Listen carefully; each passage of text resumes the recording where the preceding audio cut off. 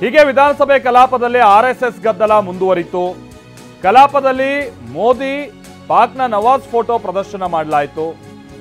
ನವಾಜ್ ಶರೀಫ್ ಅಂದ್ರೆ ಹಿಂದೆ ಪ್ರಧಾನಿ ಮೋದಿ ಅವರು ಪಾಕಿಸ್ತಾನಕ್ಕೆ ಹೋಗಿದ್ರು. ಆಗಿನ ಅಲ್ಲಿನ ಪ್ರಧಾನಿಯಾಗಿದ್ದಂತ ನವಾಜ್ ಶರೀಫ್ ಅವ್ರ ಜೊತೆಗೆ ಅವರೆಲ್ಲ ಊಟ ಮಾಡಿದ್ದು, ಅವ್ರ ನಿವಾಸಕ್ಕೆ ಹೋಗಿದ್ದು, ಈ ತರದ ವಿಚಾರಗಳನ್ನ ಪ್ರಸ್ತಾಪಕ್ಕೆ ಬರುತ್ತೆ. ಪ್ರಿಯಾಂಕ್ ಖರ್ಗೆ ಅಂತ ಫೋಟೋಗಳನ್ನ ಪ್ರದರ್ಶಿಸ್ತಾರೆ. ಹಂಗಾದ್ರೆ ಯಾರಪ್ಪ ಪಾಕಿಸ್ತಾನ ಜೊತೆಗೆ ಹೋದವರು ಅಥವಾ ಪಾಕಿಸ್ತಾನಕ್ಕೆ ಹೋದವರು?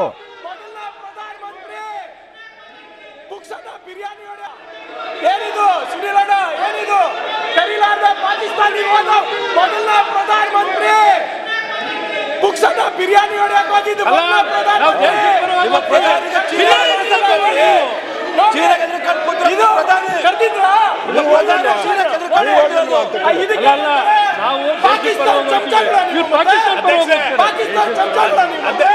ನಾವು ದೇಶದ ಪರವಾಗಿ ಹೋಗಿದ್ದೀರಿ, ನೀವು ಪಾಕಿಸ್ತಾನ ಪರ ಹೋಗ್ತೀರಾ? ನೀವು ಬಿರಿಯಾನಿ ತಿನ್ಕೊಂಡು ಬರ್ತೀರಾ, ನಮ್ಗೆ ಹೇಳ್ತೀರಾ ದೇಶಭಕ್ತಿ ಪಾಠ? ದೇಶಭಕ್ತಿ ಪಾಠ ನಮ್ಗೆ ಹೇಳ್ತೀರಾ? ಏನಿದೆ ಏನಿದೆ ತೋರಿಸಿ. ಯಾವಾಗ ಆಗಿದ್ದು ಹೇಳಿ? ಅದಕ್ಕೆ ಕೊಟ್ಟಿರೋದು ಯಾವಾಗ ಆಗಿದ್ದು ಇದು? I challenge you again. ಹೇಳಿ ಆಹ್ವಾನ ಇತ್ತ. ಅದಕ್ಕೆ 4% ರಿಸರ್ವೇಶನ್ ಕೊಟ್ಟಿರೋದು ಪಾಕಿಸ್ತಾನ. ಅದಕ್ಕೆ 4% ರಿಸರ್ವೇಶನ್. ನಾನು ಏನಿದು ಸುನಿಲಣ್ಣ? ಏನಿದು ಕರೀಲಾರ್ದ ಪಾಕಿಸ್ತಾನಿ ಹೋದ ಮೊದಲನೇ ಪ್ರಧಾನಮಂತ್ರಿ ಪುಕ್ಸದ ಬಿರಿಯಾನಿ ಹೊಡೆಯಕ್ಕೆ ಹೋಗಿದ್ದು ನಾವು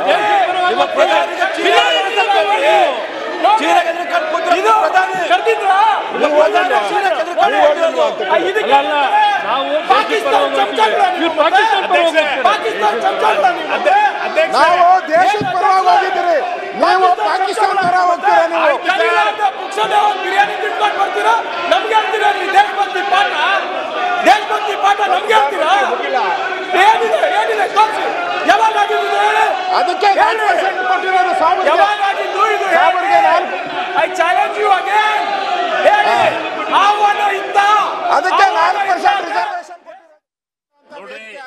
ಅದನ್ನ ವಿಧಾನಸಭೆ ದ್ವೇಷ ಮಾಡುವಂತ ವೇದಿಕೆ ಅಲ್ಲ. ಅಲ್ಲ ಮಾಡಬಾರ್ದು.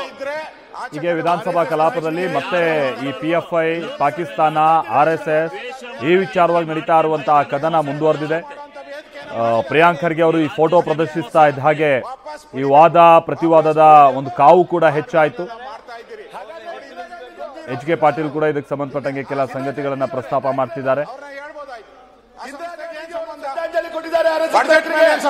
ನಿಮ್ ನಾಯಕರು ಮಾತಾಡ್ತಾವ್ರು ಇರಪ್ಪ, ಅಲ್ಲಿ ಮಾತಾಡ್ತಾವ್ರೆ. ನೀನ್ ಹಿಂದ್ಗಡೆಕ್ ಹೋಗಿರಿ, ಯಾರಿಗ ಗೊತ್ತಾಗ ಇದು ಇಷ್ಟು ನಡೀತಾ ಇತ್ತಲ್ಲ, ಯಾವ್ದು ಆಚೆ ಕಡೆ ಹೋಗಕ್ಕಲ್ಲ, ಜನಕ್ಕೆ ಏನು ಗೊತ್ತಾಗಲ್ಲ. ನೀವ್ ಯಾಕೆ ಜಗಳಾಡಿ ನಿಂತ ಗಲಾಟೆ ಆಗ್ಬೇಕು, ನಿಜವಾದ ಚರ್ಚೆ ಆದ್ರೆ ಮಾತ್ರ ಜನಕ್ಕೆ ಗೊತ್ತಾಗ. ತಳ್ಕೊಂಡು ಹೋಗ್ಬೇಕು ಅನ್ನೋದು ಮುಖ್ಯಮಂತ್ರಿ ಇಂಟೆನ್ಷನ್ ಮಾಡಿದ್ದಾರೆ. ಯಾಕಂದ್ರೆ ಅವ್ರಿಗೂ ಬಹಳ ಎಕ್ಸ್ಪೀರಿಯನ್ಸ್ ಇದೆ.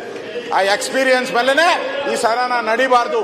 ಬೆಳಗ್ಗೆಯಿಂದ ನೋಡ್ತಾ ಇದ್ದೀನಿ, 1 ಗಂಟೆಯಲ್ಲಿ ಕೊಡೋ ಉತ್ತರ ಅವರು 4-5 ಗಂಟೆ ಆಯ್ತು ನೋಡ್ರಿ. 5 ಗಂಟೆ ಆದ್ರೂ ಉತ್ತರ ಕೊಡ್ತಾ ಇದ್ದಾರೆ. ಈಗ ಮುಖ್ಯಮಂತ್ರಿಗಳಿಗೆ ಇಷ್ಟೇ ಗಂಟೆ ಉತ್ತರ ಕೊಡಿ ಅಂತ ಹೇಳೋದಕ್ಕೆ ಕಾನೂನಿನಲ್ಲಿ ಅವಕಾಶ ಇಲ್ಲ. ಅದು ಅವರ ವೈಯಕ್ತಿಕವಾದಂತ ಇಲ್ಲಿ ವೈಯಕ್ತಿಕ ಹೇಳ್ಗಣಕ್ಕೆ ಅವರ ಅಧಿಕಾರ, ಪರಮಾಧಿಕಾರ ಕೊಡ್ತಾರೆ. ನೀವು ಅವ್ರ ಎಲ್ಲ ನೋಡ್ರಿ, ಮುಖ್ಯಮಂತ್ರಿಗಳನ್ನ ಇಷ್ಟು ಗಂಟೆಗೆ ನೀವು ಉತ್ತರ ಕೊಡಿ, ಟೈಮ್ ಫಿಕ್ಸ್ ಮಾಡಕ್ ಆಗಲ್ಲ. ಅದರಿಂದ ಕೊಡ್ತಾ ಇದ್ದಾರೆ. ದಯವಿಟ್ಟು ನೀವು ಅದಕ್ಕೆ ರಿಯಾಕ್ಟ್ ಮಾಡ್ದಂಗೆ ಕೂತ್ರೆ ಜಲ್ದಿ ಉತ್ತರ ಮುಗಿಯುತ್ತೆ, ನಮ್ಗೆಲ್ಲರಿಗೂ ಅವಕಾಶ ಸಿಗ್ತದೆ. ಮಾನ್ಯ ಸಭಾಧ್ಯಕ್ಷರೇ, ನಮ್ಮ ಗೌರವಾನ್ವಿತ ಸದಸ್ಯರು ರಾಷ್ಟ್ರಧ್ವಜವನ್ನ ಸಭಾಂಗಣಕ್ಕೆ ಯಾಕೆ, ಸದನಕ್ಕೆ ಯಾಕೆ ತಂದ್ರು? ತಂದು ಯಾವ ರೀತಿ ಇಟ್ಕೊಂಡ್ರು, ಯಾವ ರೀತಿ ಮಾಡಿಸಿದ್ರು, ಯಾವ ಕಾರಣ ತಂದಿದ್ದಾರೆ ಅನ್ನೋದನ್ನ ನೀವು ಕ್ರಮ ವಹಿಸಬೇಕು. ಈಗ ಆಮೇಲೆ ಬಗ್ಗೆ ಚರ್ಚೆ ಮಾಡೋಣ. ನೀವು ಕೋರಿ ಈಗ ಮುಖ್ಯಮಂತ್ರಿಗಳು ಉತ್ತರ ಕೊಡಿ, ಕ್ರಮ ತಗೊಳ್ಬೇಕು. ರಾಷ್ಟ್ರಧ್ವಜವನ್ನ ಅವಮಾನ ಮಾಡಿದರೆ ರಾಷ್ಟ್ರಧ್ವಜವನ್ನ ಹೇಗೆ ಇಟ್ಕೋಬೇಕು, ಹೇಗೆ ಮಾಡಿಸಬೇಕು, ಯಾವ ಕಾರಣದಿಂದ ತಂದಿದ್ದಾರೆ, ಯಾವ ಸಂದರ್ಭ ತಂದಿದ್ದಾರೆ ನೀವು ಹೇಳ್ಬೇಕು. ಈಗ ಅದು ಅದ್ರ ಬಗ್ಗೆ ಆಮೇಲೆ ಅದ್ರ ಬಗ್ಗೆ ಚರ್ಚೆ ಮಾಡೋಣ. ಈಗ ಮೊದಲು ಮುಖ್ಯಮಂತ್ರಿಗಳು ಉತ್ತರ ಕೊಡ್ಲಿ, ದಯವಿಟ್ಟು ಸಾಕರಿಸಿ. ಈಗ ರಾಷ್ಟ್ರಧ್ವಜ ಅದು ತೊಂದರೆ, ಅದು ವಿಮರ್ಶೆ ಮಾಡ್ಬೇಕು. ತಂದಿರೋ ತಪ್ಪು ನಿಮ್ ಕಣ್ಣು ನೋಡ್ರಿ, ಕಾನೂನನ್ನ ನೋಡ್ಬೇಕು. ಯಾಕದನ್ನ ಆಮೇಲೆ ಚರ್ಚೆ ಮಾಡೋಣ. ಕ್ರಮ ಆಗಲೇಬೇಕು.